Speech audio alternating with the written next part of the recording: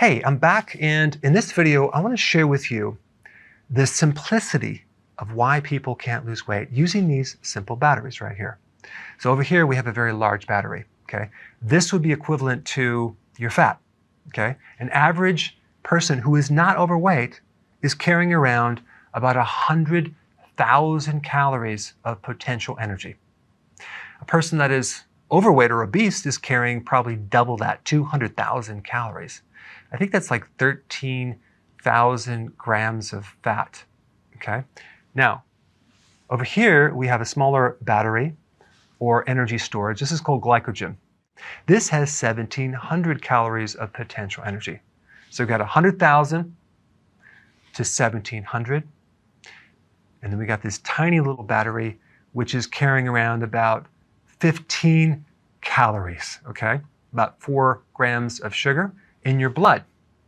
It's like 1 teaspoon of sugar right here for the blood sugar to be normal. Okay, of course, an average person is consuming a lot more than that, but these are the 3 types of fuels that you're actually running your body on. Now, wouldn't it make sense that you would want to tap into fat? So rarely does an average person ever get a chance to tap into the fat, simply because they don't understand this one simple thing. There's a switch right here, which tells the body if it's going to burn fat or glycogen or the sugar in the blood, okay? And that switch is insulin. If insulin goes up, okay, this becomes blocked and you're only using this right here. If we reduce insulin, then we can tap into fat right here. Now, the big question is what controls the insulin? 2 things. It's the amount of carbs that you consume and the frequency of how many times you eat in general. Those 2 things increase insulin and keep you right over here, okay?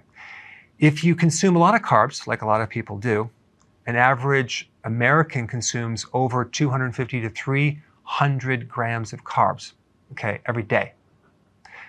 To be able to burn fat, you're going to have to bring that down to less than 50. Now, when you chronically consume a lot of carbs, okay, you start developing damage with this switch. It's called insulin resistance.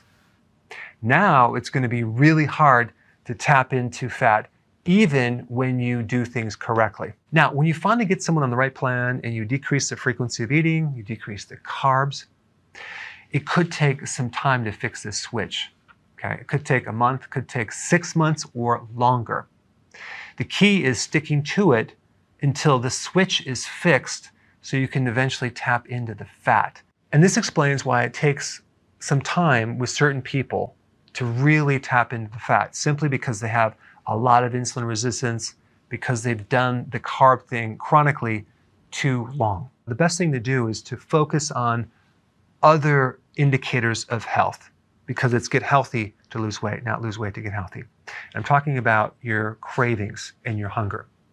If that's going down, if your energy is going up, then that means it's working. All you have to do is give it more time. Now, for those of you that are new, I put a link down below of exactly how to combine lowering your carbs and not eating so frequently. It's called healthy ketosis and intermittent fasting. So click the link down below, study it, learn about it, apply it, get the results, but make sure that you focus on getting healthy first before you start losing the weight. And that way you won't set yourself up for a failure. Thanks for watching. So if you want more knowledge on how to create a healthy body, subscribe now and get daily notifications.